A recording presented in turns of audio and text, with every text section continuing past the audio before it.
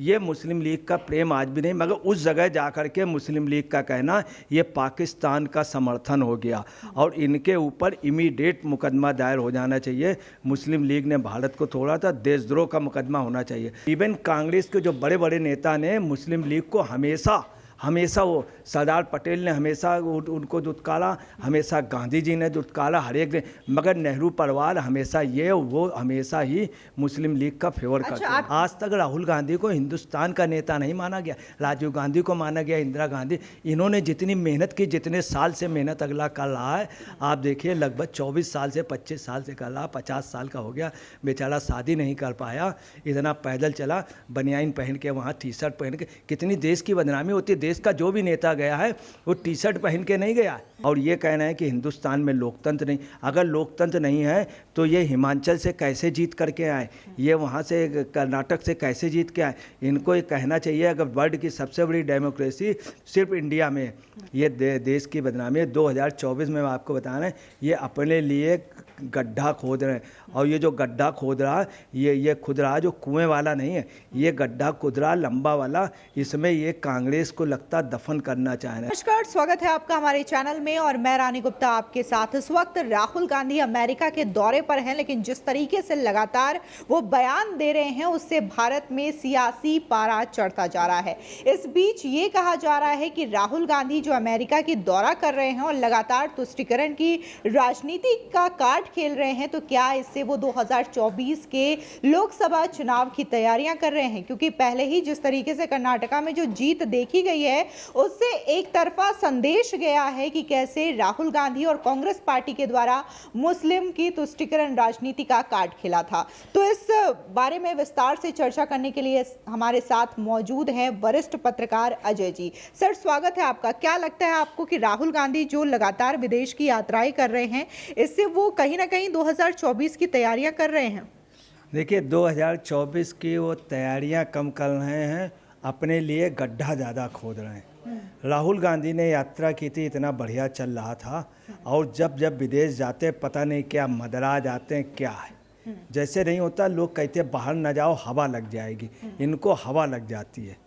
और कहना नहीं चाहिए, इनकी मम्मी से भी यही हम लोगों का अनुरोध है कि ये बिटुआ बिगड़ा जाए, इसको बुला लीजिए। 10 दिन की ये पोजीशन कर देंगे जो 3 दिसंबर 1971 से लेकर के 13 दिसंबर 1971 में भारत पाकिस्तान के समय जिस तरह से हम लोगों को विदेशी अटैक हो रहे थे, उससे ज़्यादा टफ पोजीशन इन्होंने राहुल ने इस समय ला दी है, उससे ज़्यादा बुरी पोजीशन ला दी है।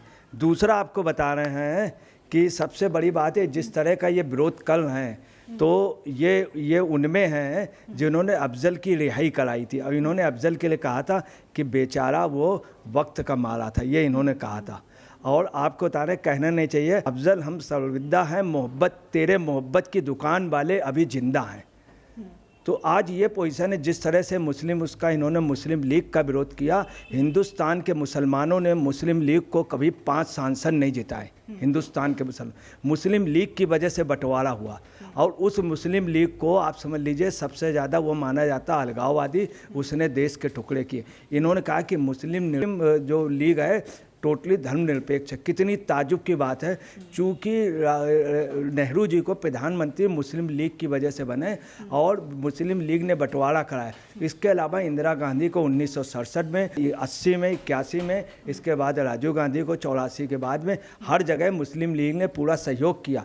जब नो कॉन्फिडेंस आया तो कांग्रेस के साथ मुस्लिम, आज ये उजागर हो गया इनका प्रेम मुस्लिम लीग के प्रति। और इन्होंने उसको कहा है कि धर्मनिरपेक्ष, उसको किसी ने नहीं कहा।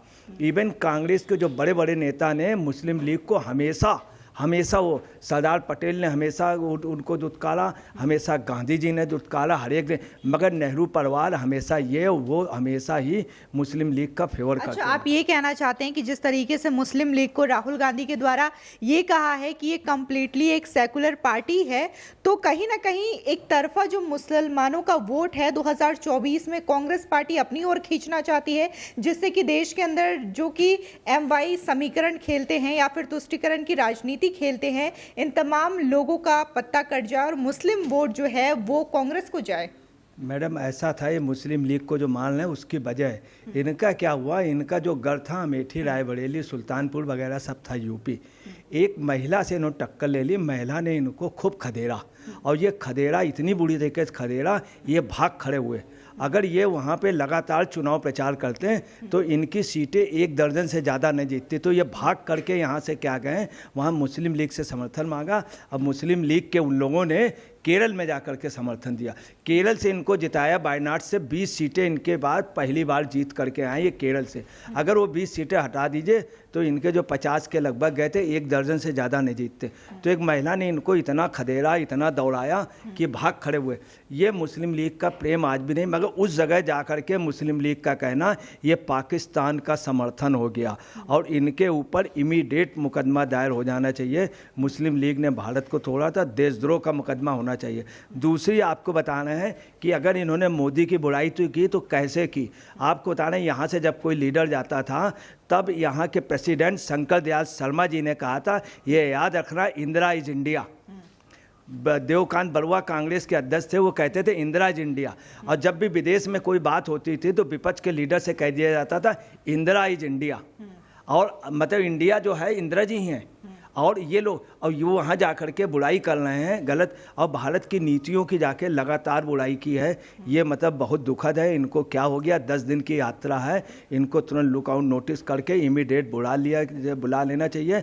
और सोनिया जी को बुलाने, देखिए प्रियंका जी पे इस तरह के आरोप नहीं लगे। सोनिया ये जाते हैं बाहर जा कर के, ये बिल्कुल वही हो गया। और आपको बताना है इन्होंने कर्नाटक में जो 5 गारंटी की थी, 2 जून की रोटी मुहैया नहीं हो रही इनके राज्य में। कर्नाटक में इस समय महंगाई बढ़ गई है, लोगों को ठीक से अन्न नहीं मिल पा रहा, सामान महंगा हो गया है। वहाँ पे इन्होंने जो बात कही थी कि बिजली माफ़ कर देंगे और बस का किराया कर दे, बस वाले रोकते नहीं हैं। और आगे जहाँ लेडीज़ खड़ी होती वहाँ आगे रोकते हैं। उनको ATM कार्ड बांटे, वो भी सब फर्जी थे। उनको 2 जून की रोटी नहीं मिल रही, आज 2 जून है।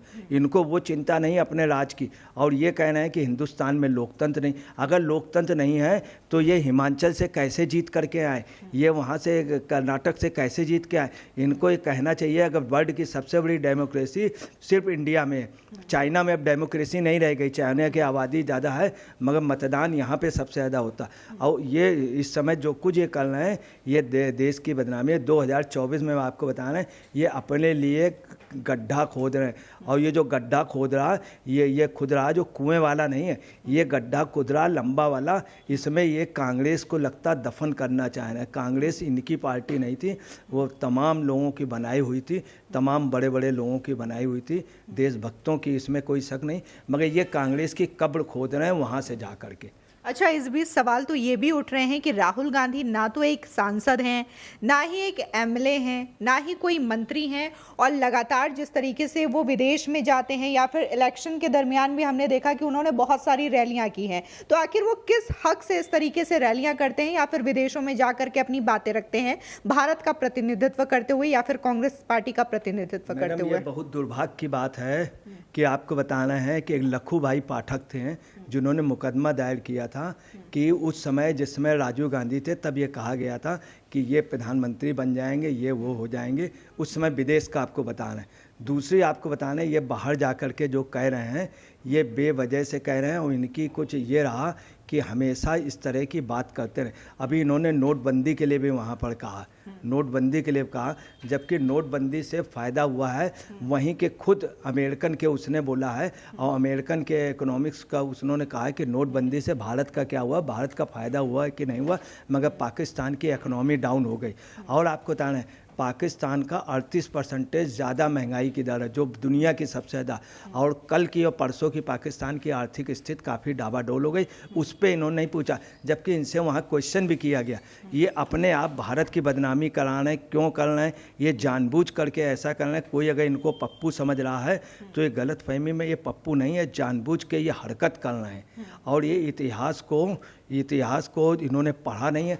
इतनी गलत बात है कि गुरु नानक देव जी महाराज जी के लिए इन्होंने क्या कहा कि थाईलैंड में ये गए थे, गुरु नानक था। इनको ऐसा नहीं कहना चाहिए। उन सिखों का खुला कत्लेआम हुआ है, कांग्रेस ने किया बाकायदे बना के। राजीव गांधी जब यहाँ दिल्ली आए हैं, जब इंदिरा जी मर गई तो उन्होंने कहा है यहाँ के कांग्रेस सांसद, मेरी माँ मर गई, तुम क्या करते रहे, ये उन्होंने कहा।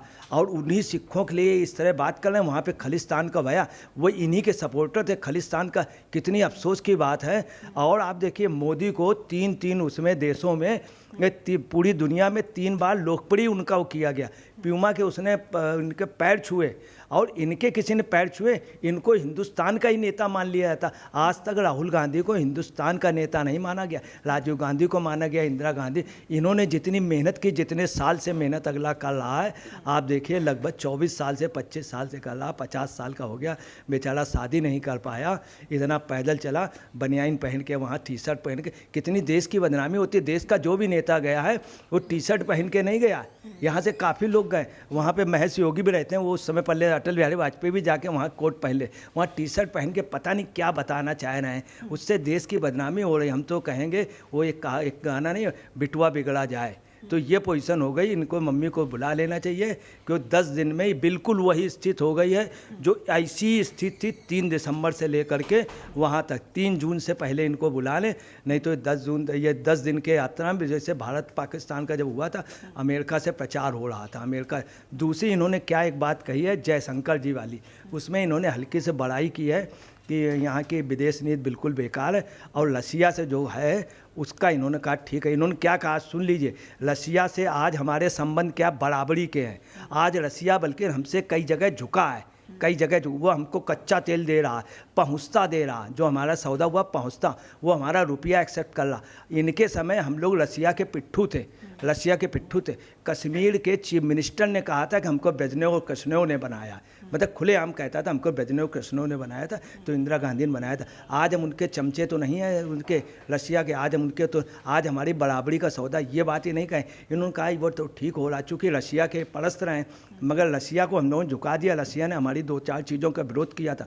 हम लोगों ने कतई रसिया के कई चीज़ें ने, यूक्रेन का भी हम लोगों ने समर्थन किया कुछ जगह जहाँ पे गलत था। और वहाँ यूक्रेन ने खुद कहा, यूक्रेन का यहाँ पे राष्ट्रपति जेलेंस्की आया तो उसने खुद राष्ट्राध्यक्ष ने कहा मोदी जी के लिए, और वहीं रसिया का भी था। तो आज रसिया से हम लोगों ने दबा करके किया। इनके समय क्या पोजीशन थी, हिंदुस्तान बदनाम हो गया था, सिर्फ हमने बैले सीखा था। यहाँ बैले ने हमारे कल्चर को बिगाड़ दिया, वरना पूरे वर्ल्ड में हमारा भारतनाट्यम और कथक सब तमाम ये डांस के कम से कम 2 लाख टीचर होते हैं।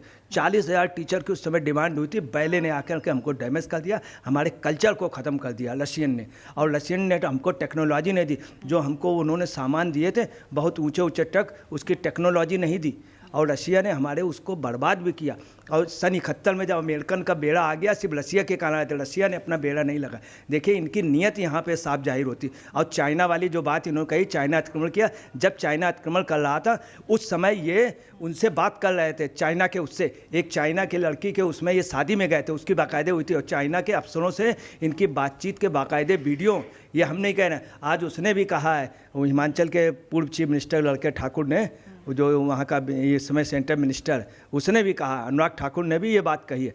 तो चाइना के उनसे ये बात कर रहे हैं। दूसरे इनका जो फाउंडेशन था, राजीव फाउंडेशन, उसमें चाइना हेल्प कर रहा था। अफसोस की बात, वहाँ पर भी जाके चाइना की हिमायत कर रहे हैं। इसके पहले भी इन्होंने कहा था कि चाइना जो है 2000 लोगों को नौकरी देता, फिर 400, भारत सिर्फ 40 लोगों को नौकरी देता, जबकि भारत में इतने अपॉइंटमेंट हो रहे हैं, सिर्फ इसमें 40,000 से ऊपर हुए हैं। इतने लोगों को श्रम मिला, उनको वो किया गया इसमें संसद के उसमें। मगर ये भारत की सिर्फ बदनामी कर रहे हैं। दंडवत वाली बात कही तो दंडवत हमारी परंपरा है, हमारी परंपरा। इनको दंडवत नहीं हुआ, इंदिरा गांधी को तारापुर के उसमें सामने तलाशी हुई थी कार्टर समय। तो पता नहीं क्या हो गया, ये भारत की बदनामी कराने। इनको 2 जून की रोटी वहाँ इनके राज्यों में मिल नहीं रही, इनको 3 तारीख से पहले ही बुला लिया जाए।